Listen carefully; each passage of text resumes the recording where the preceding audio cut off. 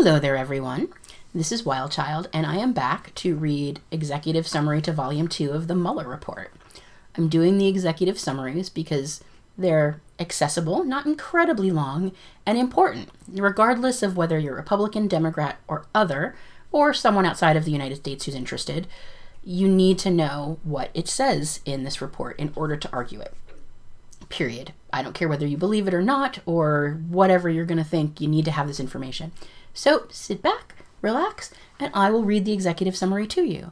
If you have questions or want to know more, you can download this off of almost any major news site and read through it yourself, the whole thing, part of it, whatever you need, but be informed.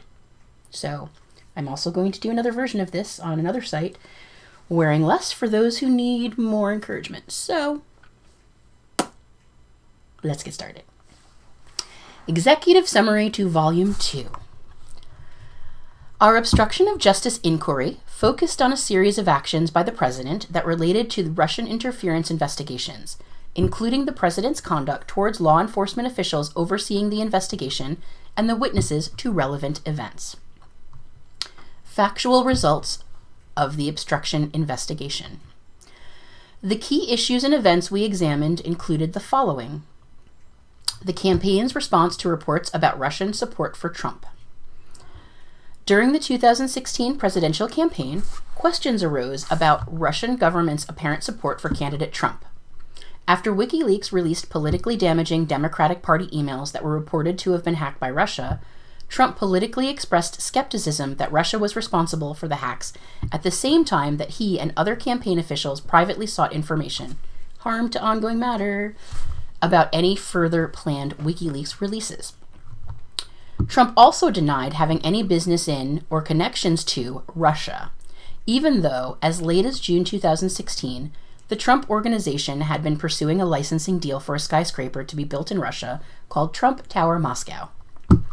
After the election, the president expressed concerns to advisors that reports of Russia's election interference might lead the public to question the legitimacy of his election. Conduct involving FBI Director Comey and Michael Flynn. In mid-January 2017, incoming National Security Advisor Michael Flynn falsely denied to the Vice President, other administration officials, and FBI agents that he had talked to Russian Ambassador Sergei Kislyak about Russia's response to U.S. sanctions on Russia for its election interference. On January 27th, the day after the president was told that Flynn had lied to the Vice President and had made similar statements to the FBI, the president invited FBI Director Comey to a private dinner at the White House and told Comey that he needed loyalty. On February 14th, the day after the president requested Flynn's resignation, the president told an outside advisor, "Now that we have fired Flynn, the Russia thing is over." The advisor disagreed and said the investigation would continue. Later that afternoon, the president cleared the Oval Office to have a one-on-one meeting with Comey. Referring to the FBI's investigation of Flynn, the president said, "I hope you can see your way clear to letting go of this, to letting go of Flynn. He is a good guy. I hope you can let this go." Shortly after requesting Flynn's resignation and speaking privately to Comey, the president sought to have the Deputy National Security Advisor, K.T. McFarland, draft an internal letter stating that the president had not directed Flynn to discuss sanctions with Kislyak. McFarland declined because she did not know whether this was true, and a White House counsel's office attorney thought that the request would look like a quid pro quo for an ambassadorship she had been offered. The president's reaction to the continuing Russia investigation. In February 2017, Attorney General Jeff Sessions began to assess whether he had to recuse himself from campaign-related investigations because of his role in the Trump campaign. In early March, the president told White House counsel Donald McGahn to stop Sessions from recusing. And after Sessions announced that his recusal on March 2nd, the president expressed anger at the decision and told advisors that he should have an attorney general who would protect him. That weekend, the president took Sessions aside at an event and urged him to unrecuse. Later in March, Comey publicly disclosed at a congressional hearing that the FBI was investigating the Russian government's efforts to interfere in the 2016 presidential election, including any links or coordination between the Russian government and the Trump campaign. In the following days, the president reached out to the Director of National Intelligence and the leaders of the Central Intelligence Agency, CIA, and the National Security Agency, NSA, to ask them what they could do to publicly dispel the suggestion that the president had any connection to the Russian election interference effort. The president also twice called Comey directly, notwithstanding guidance from McGahn, to avoid direct contents with the Department of Justice. Comey had previously assured the president that the FBI was not investigating him personally, and the president asked Comey to lift the cloud of the Russia investigation by saying that publicly. The president's termination of Comey. On May 3, 2017, Comey testified in a congressional hearing but declined to answer questions about whether the president was personally under investigation. Within days, the president decided to terminate Comey. The president insisted that the termination letter, which was written for public release, stated that Comey had informed the president that he was not under investigation. The day of the firing, the White House maintained that Comey's termination resulted from independent recommendations from the Attorney General and Deputy Attorney General that Comey should be discharged for mishandling the Hillary Clinton email investigation. But the president had decided to fire Comey before hearing from the Department of Justice. The day after firing Comey, the president told Russian officials that he had faced great pressure because of Russia, which had been taken off by Comey's firing. The next day, the president acknowledged in a television interview that he was going to fire Comey regardless of the Department of Justice recommendation, and then when he decided to just do it, he was thinking that this thing with Trump and Russia is a made-up story. In response to a question about whether he was angry with Comey about the Russia investigation, the president said, As far as I'm concerned, I want that thing to absolutely be done properly," adding that firing Comey might even lengthen out the investigation. The appointment of a special counsel to remove him. On May 17, 2017, the acting Attorney General for the Russia investigation appointed a special counsel to conduct the investigations and related matters.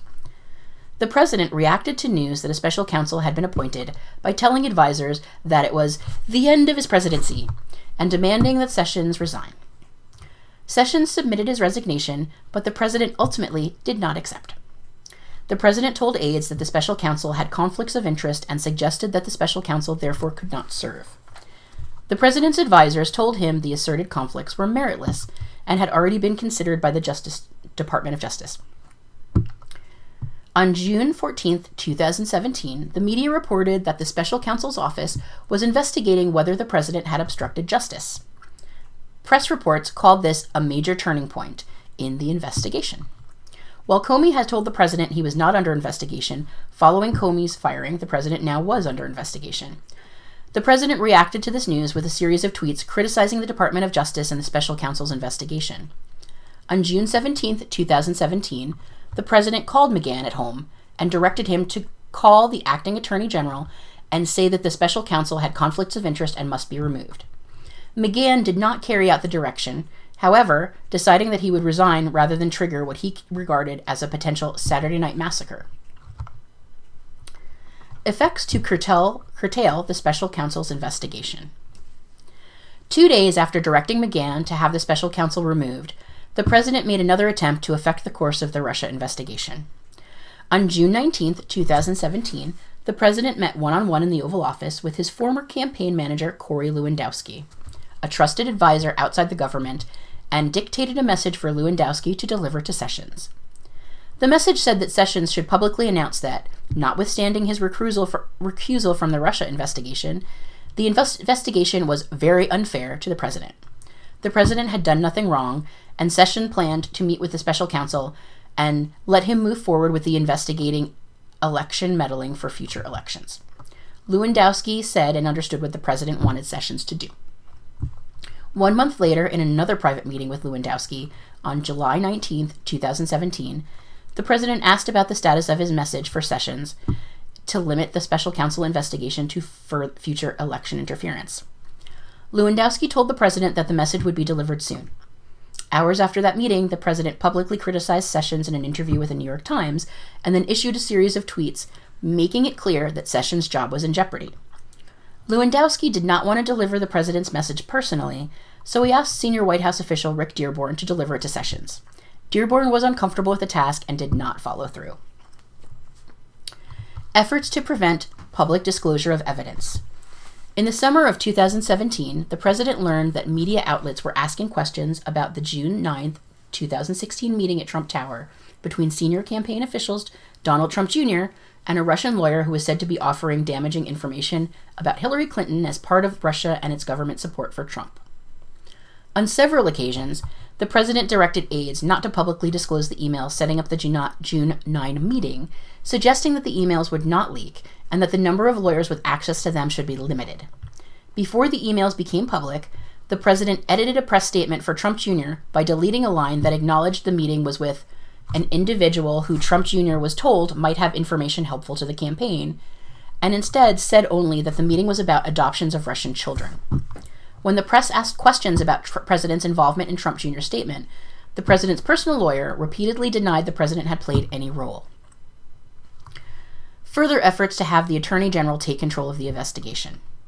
In early summer 2017, the president called Sessions at home and again asked him to reverse his recusal from the Russia investigation. Sessions did not reverse his recusal. In October 2017, the president met privately with Sessions in the Oval Office and asked him to take a look at investigating Clinton. In December 2017, shortly after Flynn pleaded guilty pursuant to a cooperation agreement, the president met with Sessions in the Oval Office and suggested, according to notes taken by a senior advisor, that if Sessions unrecused and took back supervision of the Russia investigation, he would be a hero. The president told Sessions, "I am not going to do anything or direct you to do anything. I just want to be treated fairly." In response, Sessions volunteered that he had never seen anything improper on the campaign and told the president that there was a whole new leadership team in place. He did not unrecuse. Efforts to have McCann deny that the president had ordered him to have the special counsel removed. In early 2018, the press reported that the president had directed McCann to have the special counsel removed in June 2017, and that McCann had threatened to resign rather than carry out that order. The president reacted to the news story by directing White House officials to tell McCann to dispute the story and create a record stating that he had not been ordered to have the special counsel removed. McCann told those officials that the media reports were accurate in stating that the president had directed McCann to have the special counsel removed. The president then met with McCann in the Oval Office and again pressured him to deny reports. In the same meeting, the president also asked McCann why he had told the special counsel about the president's effort to remove the special counsel and why McCann took notes of his conversation with the president. McCann refused to back away from what he remembered happening and perceived the president to be testing his mettle. Conduct toward Flynn, Manafort, harm to ongoing matter, meaning someone else. After Flynn withdrew from a joint defense agreement with the president and began cooperating with the government, the president's personal counsel left a message for Flynn's attorney reminding them of the president's warm feelings towards Flynn, which he said still remains, and asking for a heads up if Flynn knew information that implicates the president. When Flynn's counsel reiterated that Flynn could no longer share information pursuant to a joint defense agreement, the president's personal counsel said he would make sure that the president knew that Flynn's actions reflected hostility towards the president. During Manafort's prosecution, and when the jury in his criminal trial was deliberating, the president praised Manafort in public and said that Manafort was being treated unfairly and declined to rule out a pardon. After Manafort was convicted, the president called Manafort a brave man for refusing to break and said that flipping almost ought to be outlawed, harm to ongoing matter. Conduct involving Michael Cohen. The president's conduct toward Michael Cohen, a former Trump Organization executive, changed from praise for Cohen when he falsely minimized the president's involvement in the Trump Tower Moscow project to castigation of Cohen when he became a cooperating witness. From September 2015 to June 2016, Cohen had pursued the Trump Tower Moscow project on behalf of the Trump Organization and had briefed candidate Trump on the project numerous times, including a discussion about whether Trump should travel to Russia to advance the deal. In 2017, Cohen provided false testimony to Congress about the project, including stating that he had only briefed Trump on the project 3 times and never discussed travel to Russia with him, in an effort to adhere to a party line that Cohen said was developed to minimize the president's connection to Russia. While preparing for his congressional testimony, Cohen had extensive discussions with the president's personal counsel, who, according to Cohen, said that Cohen should stay on message and not contradict the president. After the FBI searched Cohen's home and office in April 2018, the president publicly asserted that Cohen would not flip, contacted him directly to tell him to stay strong, and privately passed messages of support to him. Cohen also discussed pardons with the president's personal counsel and believed that if he stayed on to message, he would be taken care of. But after Cohen began cooperating with the government in the summer of 2018, the president publicly criticized him, calling him a rat, and suggested that his family members had committed crimes. Overarching factual issues. We did not make a traditional prosecution decision about these facts, but the evidence we obtained supports several general statements about the president's conduct. Several features of the conduct we investigated distinguish it from typical obstruction of justice cases. First, the investigation concerned the president and some of his actions, such as firing the FBI director, involved facially lawful acts within his Article 2 authority, which raises constitutional issues discussed below. At the same time, the president's position as the head of the executive branch provided him with the unique and powerful means of influencing official proceedings, subordinate officers, and potential witnesses, all of which is relevant to a potential obstruction of justice analysis. Second, unlike cases which a subject engages in obstruction of justice to cover up a crime, the evidence we obtained did not establish that the president was involved in an underlying crime related to Russian election interference. Although the obstruction statutes do not require proof of such a crime, the absence of that evidence affects the analysis of the president's intent and requires consideration of other possible motives for his conduct. Third, many of the president's acts directed at witnesses, including discouragement of cooperation with the government and suggestions of possible future pardons, took place in public view. That circumstance is unusual, but no principle of law excludes public acts from the reach of obstruction laws. If the likely effect of public acts is to influence witnesses or alter their testimony, the harm to the justice system integrity is the same. Although the series of events we investigated involved discrete acts, the overall pattern of the president's conduct towards the investigation can shed light on the nature of the president's act and the inferences that can be drawn about his intent. In particular, the actions we investigated can be divided into two phases, reflecting a possible shift in the president's motives. The first phase covered the period from the president's first interactions with Comey through the president's firing of Comey. During that time, the president had been repeatedly told that he was not personally under investigation. Soon after the firing of Comey and the appointment of the special counsel, however, the president became aware that his own conduct was being investigated in an obstruction of justice inquiry. At that point, the president engaged in a second phase of conduct, involving public attacks of the investigation, non-public efforts to control it, and efforts in both public and private to encourage witnesses not to cooperate with the investigation.